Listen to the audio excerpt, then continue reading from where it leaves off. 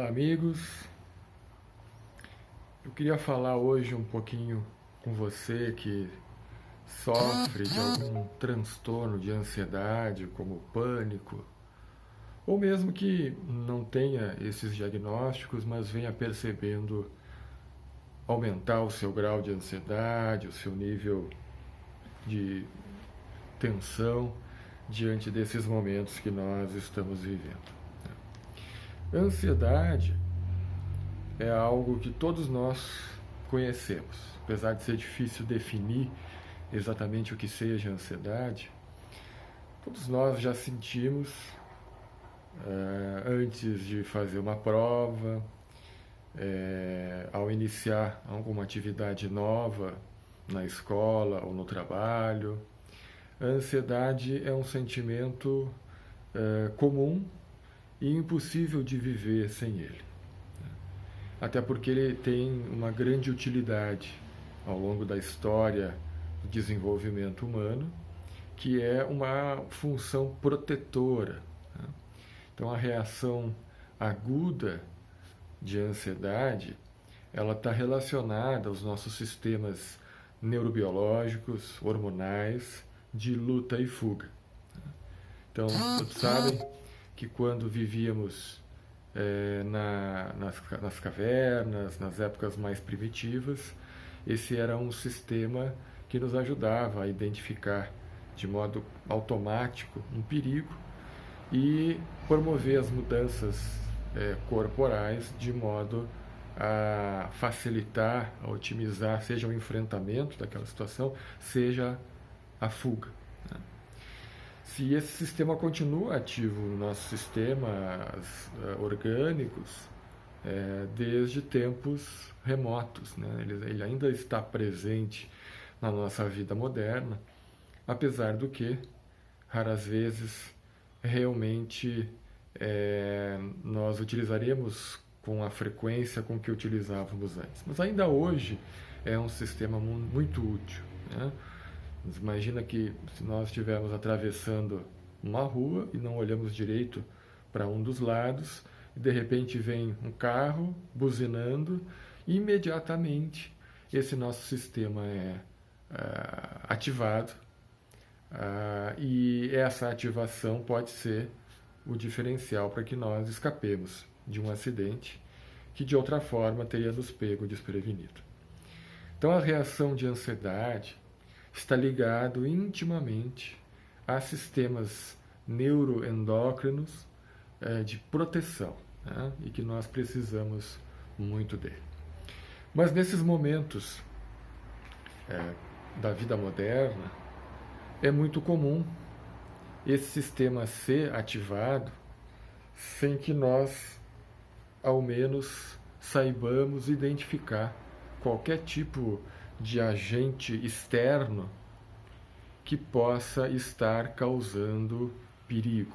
Nós não identificamos muitas vezes o perigo externamente. Ou às vezes, quando identificamos, desenvolvemos reações desproporcionais a esse perigo eminente.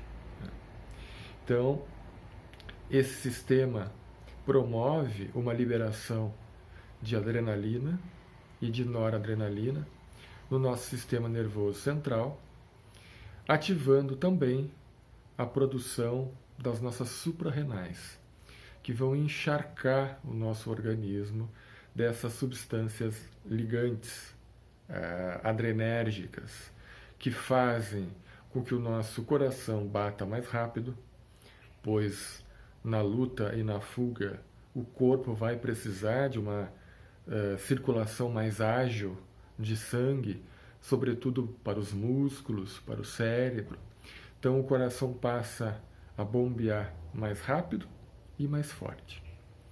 Vai haver uma redistribuição da circulação sanguínea no organismo, como por exemplo, vai haver uma vasoconstrição, uma diminuição do calibre das pequenas artérias, dos vasos sanguíneos na periferia do corpo, como nas mãos, nos pés, e podemos sentir essas regiões mais frias, mais rígidas também boa parte da nossa estrutura muscular, prontas para esse enfrentamento, né, para essa luta ou por essa fuga.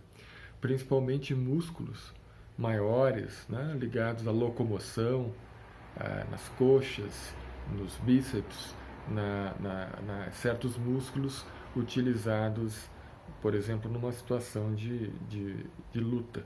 Né? E vão haver também alterações muito significativas na nossa respiração.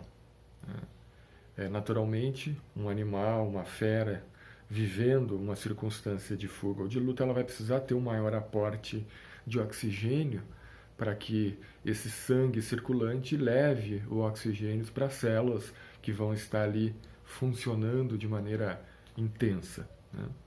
Então é comum a nossa respiração sair do seu ritmo natural, mesmo que às vezes a gente não perceba. Nós vamos hiperventilar. Né? E essa hiperventilação faz com que muitas vezes haja uma diminuição do calibre dos vasos sanguíneos que levam sangue para o nosso cérebro. E isso pode acarretar, por exemplo, tonturas, né? Formigamentos nas mãos, formigamentos ao redor da boca, né? Sensações de calor e de frio ao mesmo tempo. Muitas vezes, quando nós respiramos fora de ritmo, e respiramos muito rápido, né, nessa hiperventilação, acontece de nós sentirmos uma opressão no peito, né, uma sensação desconfortável, até mesmo uma sensação de falta de ar. Né, o que faz com que muitas vezes nós respiremos ainda mais rápido, piorando ainda mais o quadro de sintomas. Nós vemos alterações no nosso sistema digestivo, às vezes levando à diarreia ou à constipação. Enfim, vamos apresentando um conjunto de sintomas mais ou menos intensos, mais ou menos rápidos, mais duradouros e menos diversos numa situação de ansiedade mais geral, mais generalizada, né? Nosso nível basal, digamos assim, de ansiedade fica mais elevado, ou podemos sofrer uma enxurrada de todos esses elementos acontecendo ao mesmo tempo, configurando um ataque de pânico, uma crise de pânico, que faz com que muitas vezes entremos num estado mental de desespero, né? Porque percebemos nosso coração acelerando, ficamos com medo. Esse medo faz com que o coração acelere mais ainda, porque é como uma armadilha. Né? As nossas avaliações cognitivas de medo, de catastrofização, de acreditarmos que estamos tendo um colapso nervoso, enlouquecendo, ou estamos na iminência de ter um problema cardíaco grave, faz com que a nossa subjetividade, naturalmente, avalie a situação como perigosa. Não mais um perigo externo de um animal ou de algo que venha nos agredir, mas o nosso próprio corpo passa a ser esse objeto do nosso medo. Né? Numa relação de luta e fuga com o nosso próprio corpo, que passa a dar sinais aparentemente perigosos, mas que não significam nada além do que as próprias reações normais e fisiológicas do organismo ao nosso próprio medo. Então entramos num ciclo de armadilha. Né? O coração bate, a respiração falseia, o aperto no peito chega e nós cada vez mais vamos desenvolvendo medo, até que nessa espiral ascendente chegamos ao completo ataque de pânico. É isso que ocorre na maioria das vezes. Totalmente inofensivo para o nosso organismo, mas absolutamente aterrador. Porque realmente quem passa por essas situações está vivendo uma realidade aterradora. Então, o que fazer com isso? Como lidar com essa ansiedade? Como lidar com essa crise que, como vimos, nada mais é do que um desajuste, tanto biológico, né? Algumas pessoas têm certas regiões cerebrais hiperativas, como o locus coeruleus, que induz a proliferação de noradrenalina em todo o nosso sistema, ativando o sistema nervoso simpático, né? Que passa a reger toda essa série de sintomas perturbadores. Como reagir diante disso? É preciso nos darmos conta de que alguma coisa nós podemos fazer por nós mesmos nessas situações. Primeiro, termos a consciência de que isso não é perigoso. A dor cardíaca, a dor do infarto, é muito diferente desse aperto no peito, desse desconforto que dá nos momentos de ansiedade. A dor cardíaca, via de regra, ela vai surgir aos esforços. Quando se sobe uma escada, quando se sobe uma lomba, quando se está correndo, o paciente começa a ter sinais de angina, que é a dor atrás do osso do peito. Muito raramente, um paciente irá logo desenvolver um quadro agudo de dor, com todos esses sintomas que descrevemos, ao repouso ou dormindo, quando acontece, como acontece comumente em quem tem pânico. Acorda nesse estado, nesse conjunto de sintomas de ansiedade.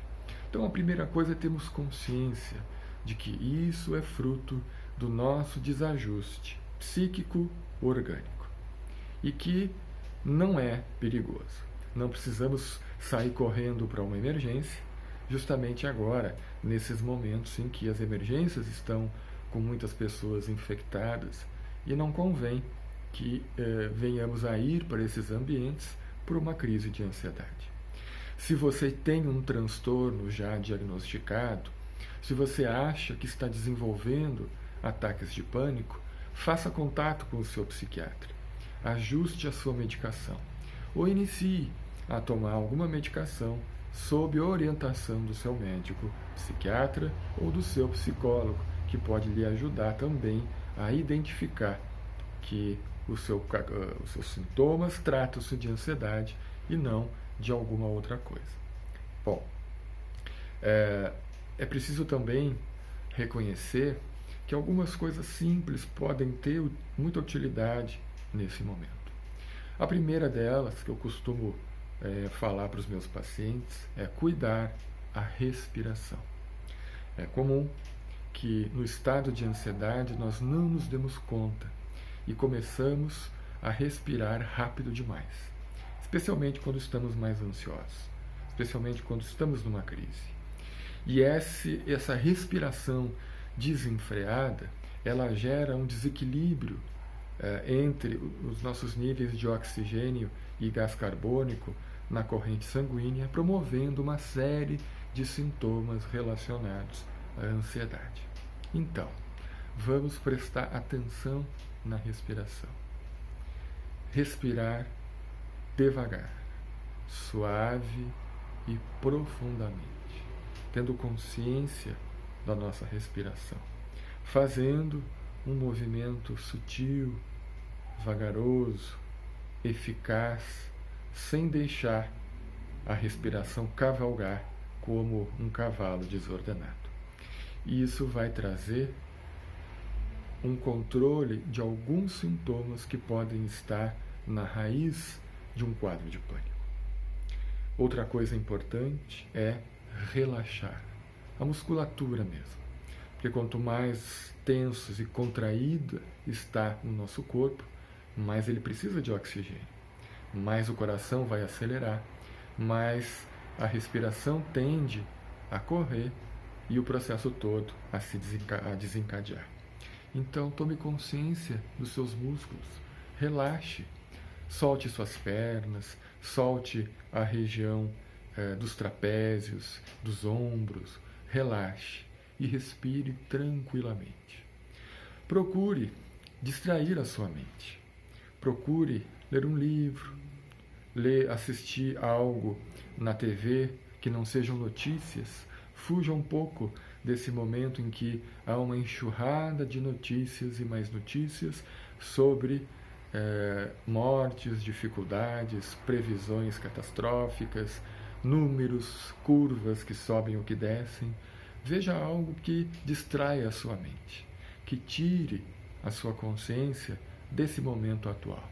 Você vai ver que, se você conseguir se distrair efetivamente, toda a cadeia de sintomas que você está sentindo vai ceder. Aprenda a meditar. Na internet há muitos recursos para que você medite e desenvolva essa ferramenta que lhe ajude a desenvolver tranquilidade, autocontrole e consciência corporal. Mas se nada disso for efetivo e você tiver numa crise, tome a sua medicação.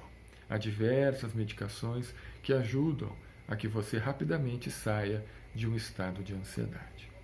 Se você é religioso, faça uma prece, faça uma meditação, faça uma oração.